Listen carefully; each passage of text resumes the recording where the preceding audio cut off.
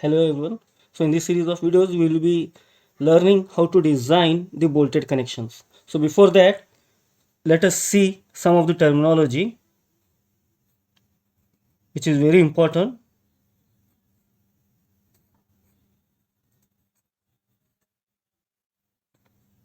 So now suppose if this is our bolt,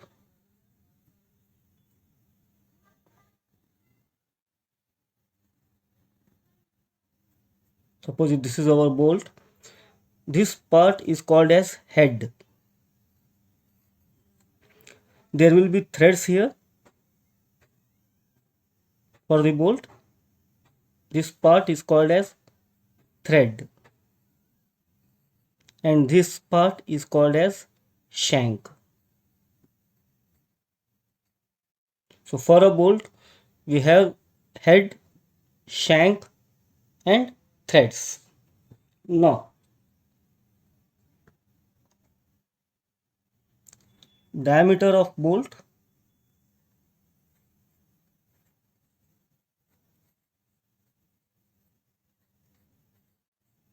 is denoted by D, which means the diameter of the shank part of the bolt.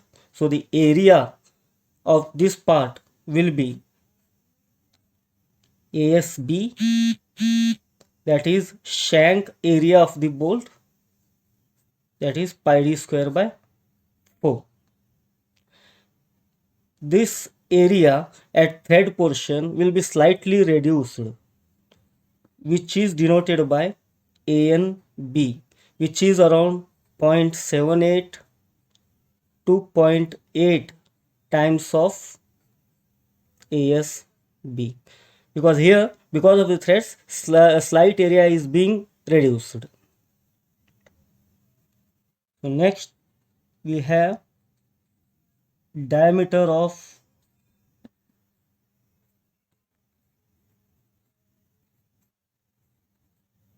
bolt hole,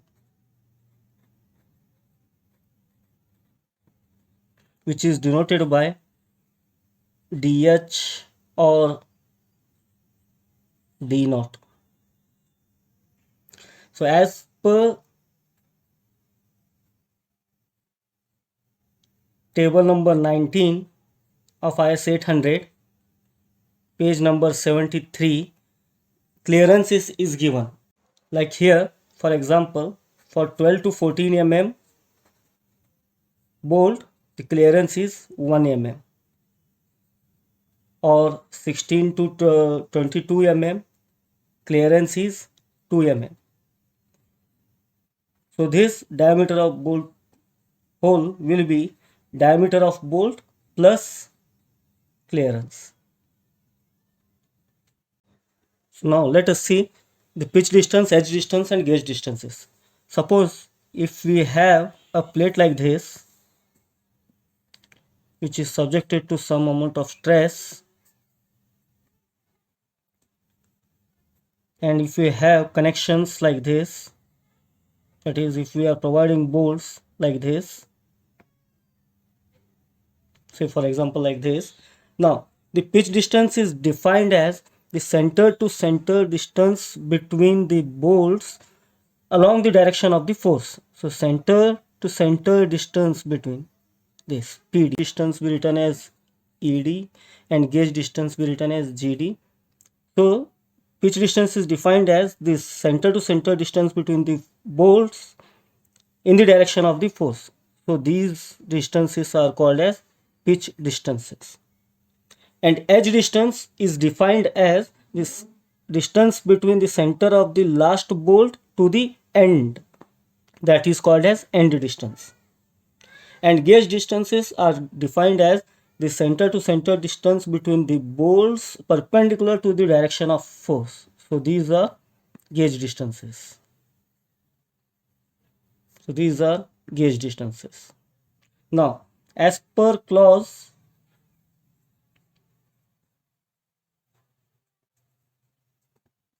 10.2.2, minimum pitch distance is 2.5 times the diameter of bolt. This much minimum we have to provide, or else the plate will fail. Similarly, edge distance, minimum edge distance is given by 1.5 times the diameter of hole. Minimum edge distance is given as 1.5 times the diameter of bolt hole for machine cut bolts, and I will write it down here, for machine cut bolts, and 1.7 times the diameter of bolt hole for handmade bolt holes. So minimum pitch distance is 2.5 times d, minimum edge distance is 1.5 times the diameter of bolt hole for machine cut holes, or 1.7 times the diameter of bolt hole for hand cut bolts. Similarly, minimum gauge distance is given as 2.5 times the diameter of bolt. So remember, pitch distance is given by minimum pitch distance is 2.5 times the diameter of bolt, which is the center to center distance between the bolts along the direction of the force. Minimum edge distance is 1.5 times the diameter of bolt hole, which is the distance between the center of last bolt to the end of the plate. Minimum gauge distance is 2.5 times the diameter of bolt, which is the distance between center to center of the bolt perpendicular to the direction of the force. So now when we are designing a connection, say if we have a joint like this, wherein we are using two bolts which are connected by bolts like this. Now, in this joint we have two things. One is plate, another one is bolt. So we need to design this joint in such a way that whatever load is coming onto this joint should satisfactorily take the load without causing any type of failure. Now, the failure may occur either in the plate or in the bolt, and the joint will fail. So this joint will fail either if the bolt fails or if the plate fails. So now this bolt, whatever bolt we are using, it may be an ordinary bolt. So it may be an ordinary bolt,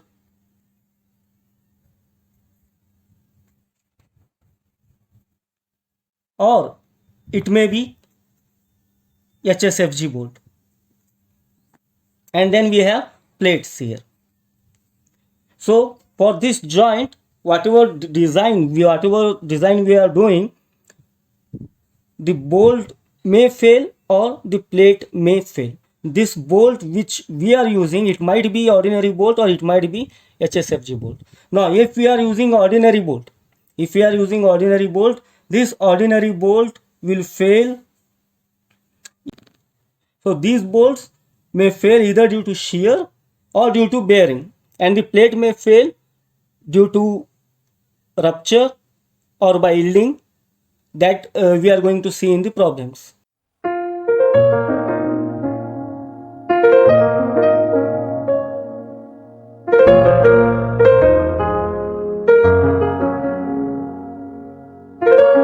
So when we are designing a joint, the bolt will be able to take the load which is coming onto the joint, and at some point when the load is increased, the bolt may fail either due to shear or the bolt may fail due to bearing. So the bolt will have some capacity that is called as bolt value. That is called as bolt value, which is lesser of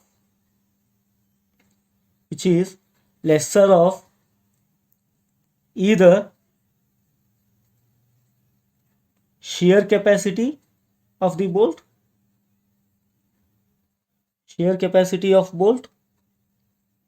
or bearing capacity of bolt.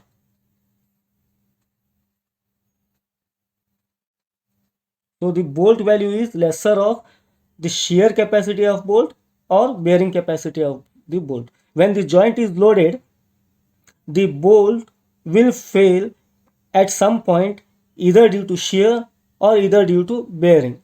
Whichever comes first, that is whichever is lesser, that is called as bolt value. So that value is taken in the design as the capacity of the bolt. Now let us see the design shear capacity of the bolt. So as per clause 10.3.3, the design shear capacity of the bolt, that is VDSB, is given by VNSB divided by MB, where VNSB is nominal shear capacity of the bolt. I will write it down here. This is very important. VNSB is given by nominal shear capacity of the bolt, and gamma MB is partial safety factor,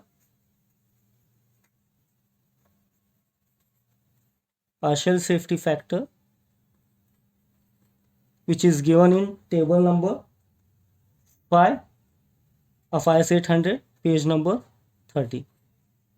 Now VNSB is given by Fu by root 3 into the bracket NN into ANB plus NS into ASB, where Fu stands for ultimate strength of the bolt. It is Fu is ultimate strength of the bolt. I will write it down as FUB. It is ultimate strength of the bolt. Now this is very much important. Suppose the bolts are designated as M16 or M20 or M22 like this, and with grade 4.6 or 5.6 or 8.6 like this. So now if I say M20 bolt with grade 4.6, if I write it like this, M20 grade 4.6, that means the diameter of the bolt is 20 mm, diameter of bolt hole is 20 plus 2 mm clearance, that is 22 mm as per table 19 of IS 800. This 4 means ultimate strength of the bolt is 400 MPa. If it is 5.6, that means ultimate strength of the bolt is 500. If it is 8.6, ultimate strength of the bolt is 800.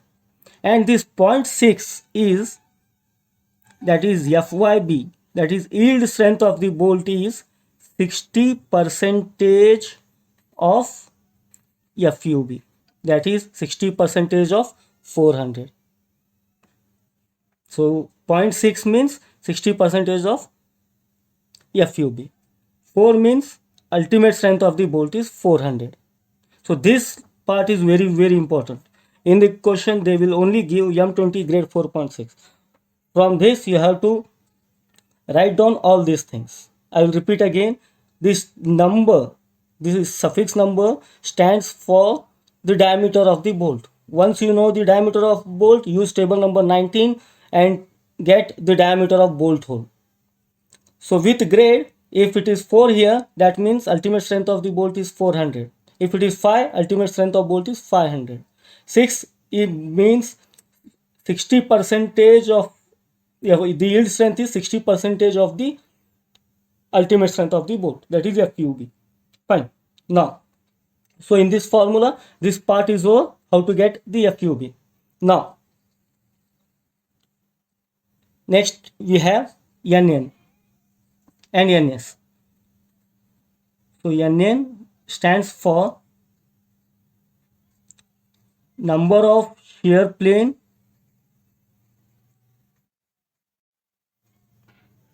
in threads,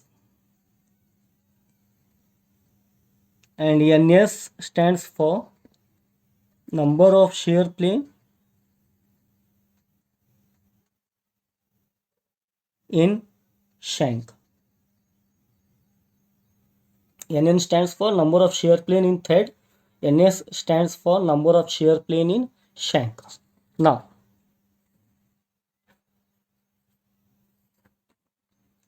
suppose we have a bolt like this here.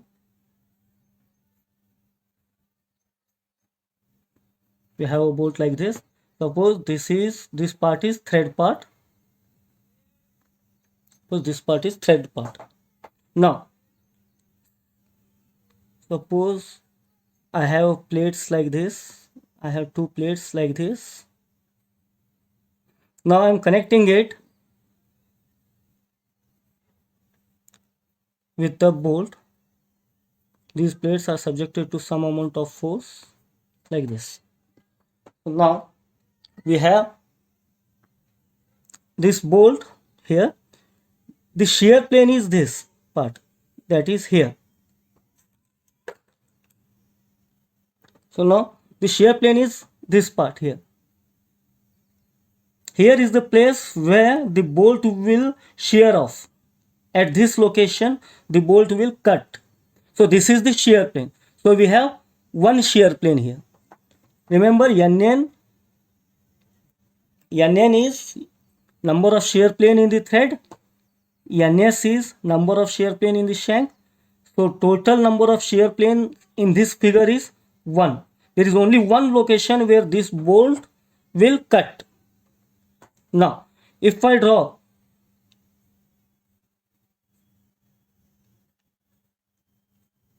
suppose if I have 3 plates like this and I am putting a bolt here.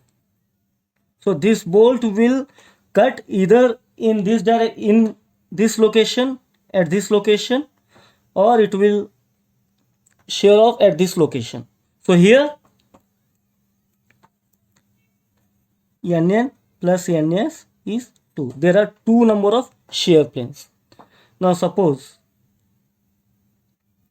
if I have a connection, if I have a joint like this, one plate here and one plate here, which is connected with one cover plate, and here I am putting a bolt.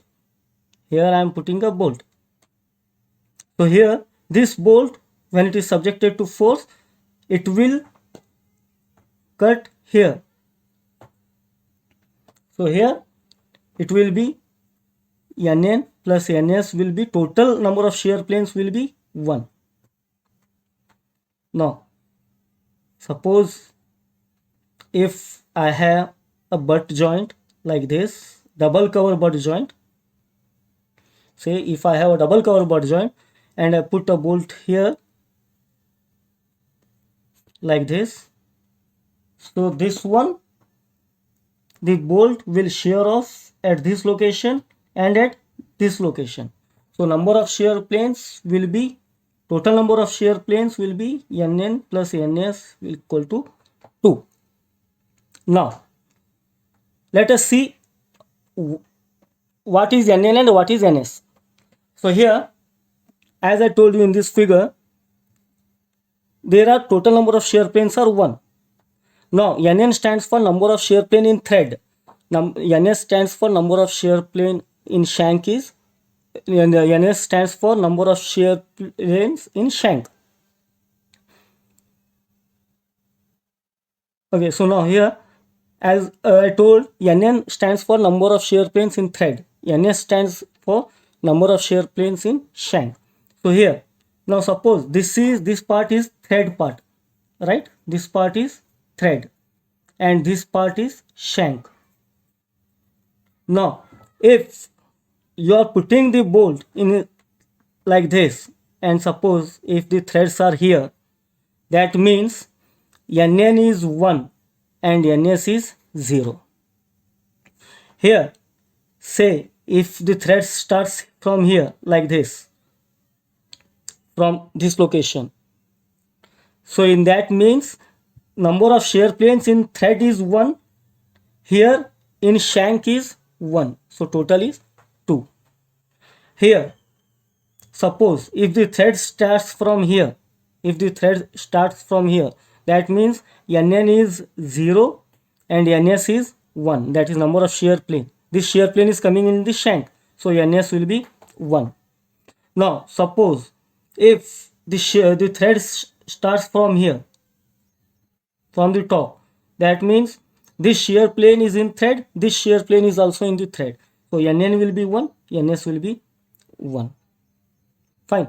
So this is all about NN and NS. Similarly, we have A and B, that is 0.78 times the diameter of the bolt, that is A and B stands for net area of the bolt, that means area of the bolt in threads, which is given by 0.78 to 0.8 times pi d square by 4, and ASB is simple, that is shank area of the bolt, that is pi d square by 4. So by using these terms, you have to calculate V and SB. And once you get V and SB, find the design shear capacity of the bolt using the partial safety factor like this, which is given in table number 5, which is 1.25 for the bolts. This was all about the design shear capacity of the bolt. Now let us see the design bearing capacity of the bolt, which is given in clause number 10.3.4, wherein it is given by VDPB,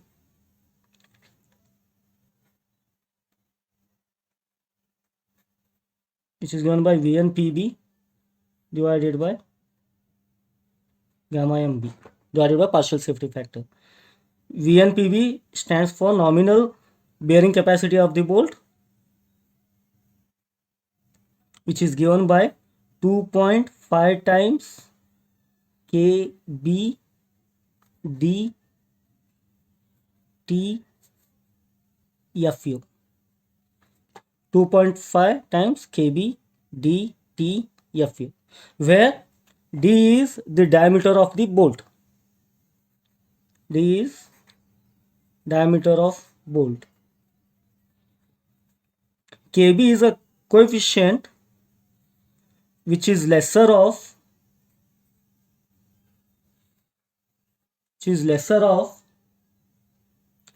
E by 3D naught. E is the edge distance, let me write it as ED. P by 3D naught minus 0.25. P is nothing but pitch distance. FUB by FU, that is ultimate strength of bolt divided by ultimate strength of the plate. FU stands for ultimate strength of the plate or ultimate strength of the member which we are joining. B, here if I write it down as B, that means ultimate strength of the bolt, or 1. So KB is lesser of these 4.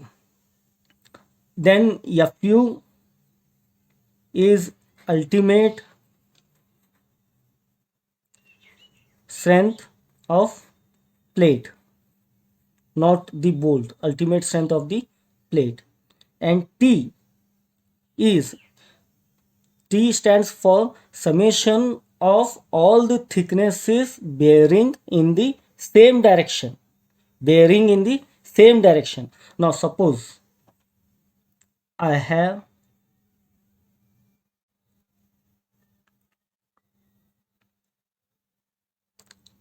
a joint like this, which is subjected to some amount of force. Say if it is 6 mm, if it is 10 mm thick, suppose if this is 6 mm thick, when these are subjected to some stress, the plate will bear, this plate is going to bear in this direction, this plate is going to bear in the opposite direction for bearing to occur. So this will bear in this direction, this will bear in the opposite direction. So here T, we have two thicknesses here. One is T1 6 mm and in other direction it is 10 mm. So here the T will be the critical one we have to take, that is lesser one, 6 mm. Whatever design we are doing, if it is safe for 6 mm, then automatically it will be safer for the maximum one. So in this for this joint the T is 6 mm. Now suppose I have a double cover butt joint like this.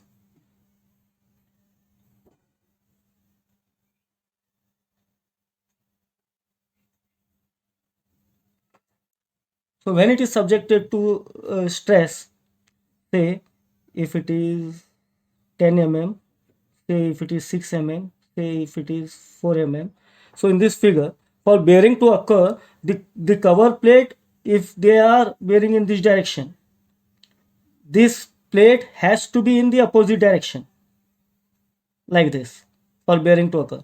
If it is in this direction, for bearing to occur here, this cover plate has to be in this direction. Suppose if it is 5 mm.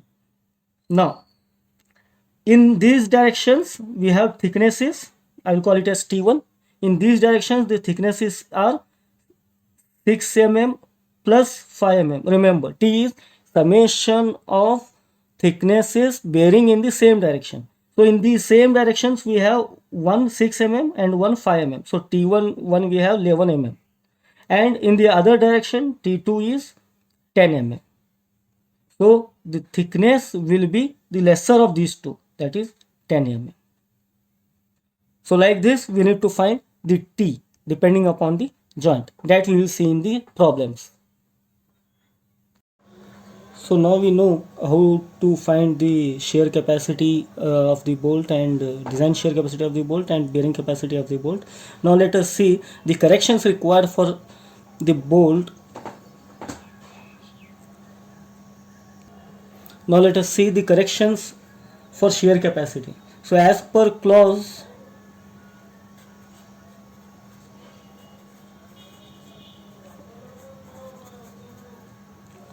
as per clause 10.3.3.1, the shear capacity of the bolt will get reduced if the joint which we have provided is too long. That is first one, long joint.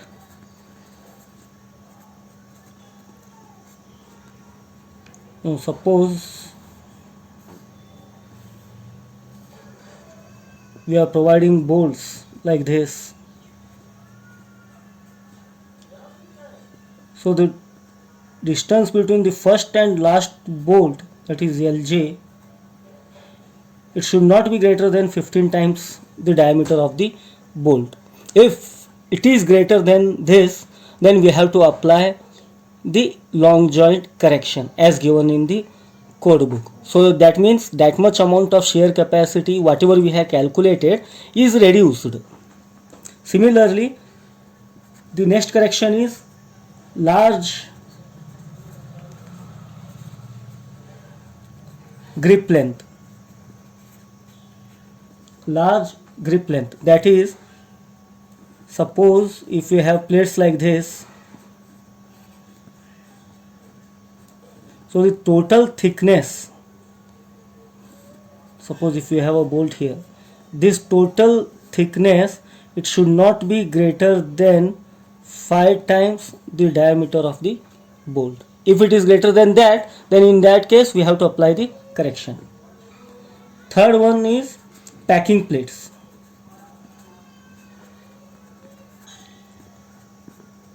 Packing plate, that is, suppose if you have a double cover butt joint like this, suppose one plate is thick with thickness T1, let this thickness be T2.